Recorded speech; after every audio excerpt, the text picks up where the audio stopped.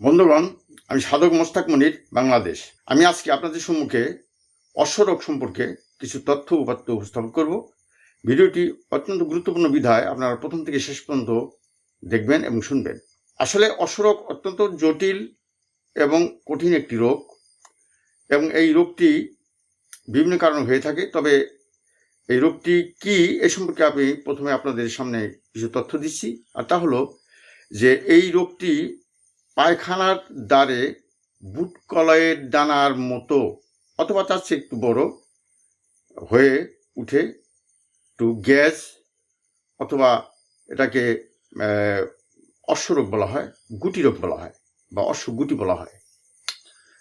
এবং এই অশ্বগুটি পায়খানার দ্বারের ভিতরে হতে পারে, যাকে অন্তর্বলী বলা হয়, এবং কারো পায়খানার দ্বারের একটু বাহিরে হতে পারে, যাকে বহির্বলী বলা হয়, এবং একটা, দুইটা, তিনটা, চারটা পর্যন্ত হতে পারে। এটা অত্যন্ত কঠিন একটি রোগ, এবং এই অশ্বরোগের কারণে অনেকে মৃত্যু ঘটে থাকে। কারণ ওই অশ্ব যে গুটি, এই গুটিটা হয় পায়খানার দ্বারের যে রগ আছে, রগের মাথায় হয়, এবং সেখান থেকে প্রচুর রক্তক্ষরণ হতে পারে, এবং অনেকেই এই অশ্বরোগে রক্তক্ষরণ হয়ে মারাও যায়। এবং এ ধরনের অনেক তথ্য আছে আমাদের কাছে যে অশ্বরোগে মানুষ মারাও যায়। কাজেই এটা অত্যন্ত জটিল এবং কঠিন রোগ, এবং এই রোগটির যে কিভাবে এর সৃষ্টি হয় এই সম্পর্কে আগে আমি আলোচনা করব। এরপরে এর প্রতিকার সম্পর্কে আমি আলোচনা করব এবং চিকিৎসা সম্পর্কে আলোচনা করব। অশ্বরোগের প্রধান কারণ হলো যে পায়খানার দ্বারের ভিতরে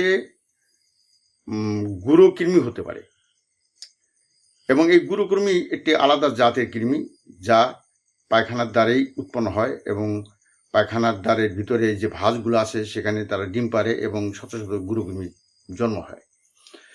এবং যাদের এই প্রবণতা রয়েছে বা গুঁড়ো কৃমির প্রবণতা রয়েছে, তাদের প্রায় 80 থেকে 90% সম্ভাবনা থাকে এই অশ্বরোগ হওয়ার। কাজেই আপনাদের অবশ্যই এই যাতে গুঁড়ো কৃমি না হয়, এই জন্য আপনাদেরকে এর প্রতিকার ব্যবস্থা নিতে হবে। দ্বিতীয় কারণ হলো যে যারা পায়খানা করার পরে ঠিকমতো শৌচকার্য করে না, তাদের ওই পায়খানার দ্বারে ময়লা আবর্জনা আটকে থাকে, এবং এভাবে আস্তে আস্তে আটকে থাকতে থাকতে সে ইনফেকশন হয়ে সেখানে ঘা হইতে পারে, এবং সেখান থেকে আপনার অশ্বরোগ হতে পারে। তৃতীয় কারণ হচ্ছে যে যাদের দীর্ঘমেয়াদী কোষ্ঠকাঠিন্য রয়েছে, তাদেরও অশ্বরোগ হতে পারে। চতুর্থ কারণ হলো বংশগত কারণ। এই বংশগত কারণটা আমি 100% শিওর দেবো না, এই জন্যই যে বংশগত কারণে কারো হতে পারে, কারো নাও হতে পারে। আর এই রোগটি অত্যন্ত কঠিন এবং অত্যন্ত জটিল একটি রোগ, এবং মানে বহুলাংশে মানবদের ক্ষতি সাধন করে এই রোগটি, এবং একটা নোংরা একটি রোগ। কাজে এই রোগ সম্পর্কে আপনাদেরকে সচেতন করার জন্য, এবং আপনাদের একটু প্রতিকার আপনি লাভ করতে পারেন, এবং এর একটা যাতে সুচিকিৎসা আপনারা পেতে পারেন, এই জন্য আমি আপনাদের এই ভিডিওটি উপহার দিচ্ছি। তাই আপনারা এই ভিডিওটি প্রথম থেকে শেষ পর্যন্ত শুনবেন, এবং আমার চ্যানেলটি সাবস্ক্রাইব করে রাখবেন, যাতে পরবর্তী লেকচারটা আপনারা শুনতে পারেন। অশ্বরোগের প্রতিকার করতে হলে আপনাকে অবশ্যই গুঁড়ো কৃমির ট্রিটমেন্ট করতে হবে, কারণ গুঁড়ো কৃমি থেকেই বেশিরভাগ এই অশ্বরোগটা হয়ে থাকে। এবং গুঁড়ো কৃমির ট্রিটমেন্ট আপনার মেডিসিন বিশেষজ্ঞর কাছে যেতে পারেন, অথবা যাতে গুঁড়ো কৃমি বিনাশপ্রাপ্ত হয় এই জন্য আপনি ওষুধ খেতে পারেন, এবং ভালো ডাক্তারের শরণাপন্ন হয়ে আপনি চিকিৎসা নিতে পারেন। আর আমি যেটা আপনাদেরকে বলবো বাহ্যিক, সেটা হলো যে কেরোসিন তেল যদি একটানা আপনার 15 দিন বা 1 মাস পরিমাণ যদি আপনার শোয়ার সময় পায়খানার রাস্তায় একটুকে দিয়ে রাখেন, তাহলে গুঁড়ো কৃমির ডিম ধ্বংস হয়ে যাবে, এবং গুঁড়ো কৃমির বংশ নিপাত হয়ে যাবে। দ্বিতীয়ত, আপনাকে পরিষ্কার পরিচ্ছন্ন থাকতে হবে, এবং সুন্দরভাবে শৌচকার্য করতে হবে, যাতে আপনার কোনো ময়লা আবর্জনা ভিতরে আটকা না থাকে, এদিকে আপনার লক্ষ্য রাখতে হবে। তৃতীয়ত, আপনি কোষ্ঠকাঠিন্যের চিকিৎসা করতে হবে, এবং এই জন্য আপনি এই ধরনের ডায়েটও আপনাকে খেতে হবে। যে সমস্ত ডায়েট খেলে আপনার কোষ্ঠকাঠিন্য দূর হয়, এই ধরনের ডায়েট আপনাকে খেতে হবে। তাহলে আপনি এই অশ্বরোগ থেকে আপনি মুক্তি পাবেন। আর অশ্বরোগের চিকিৎসার ভিতরে আমি বলতে চাই যে অশ্বরোগের চিকিৎসা আসলে এলোপ্যাথিক মতে চিকিৎসা বিজ্ঞান তো বিভিন্ন ভাগে বিভক্ত হয়ে গেছে এবং বিভিন্ন শাখা প্রশাখা রয়েছে। আপনার এলোপ্যাথি চিকিৎসার মধ্যে মতে অশ্বরোগের কোনো ওষুধ অদ্যাবধি তৈরি হয়নি এবং কোনো ওষুধ খাওয়ার ওষুধ নাই। এজন্য অশ্বরোগকে অপারেশন করে ফেলে দেওয়া হয়।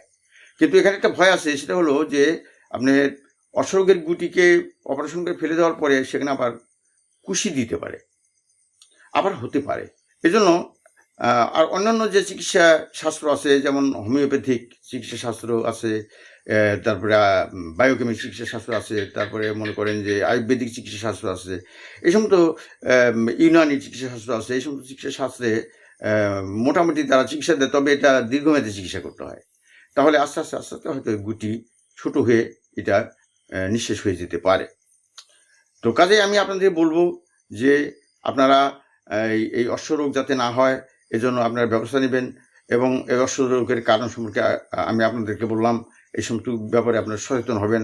আপনারা অবশ্যই এই অশ্বরোগকে অত্যন্ত একটা জটিল এবং কঠিন রোগ হিসাবে মনে করে আপনি এটা ত্বরিত এটা চিকিৎসার ব্যবস্থা নেবেন।